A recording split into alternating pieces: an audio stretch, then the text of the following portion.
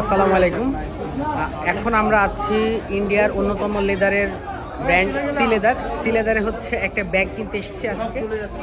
এখানে ব্যাগের ভ্যারাইটি যদি দেখেন অনেক ধরনের ব্যাগ আছে। আমি একটা এই ধরনের একটা পাশ ব্যাগ কিনবো।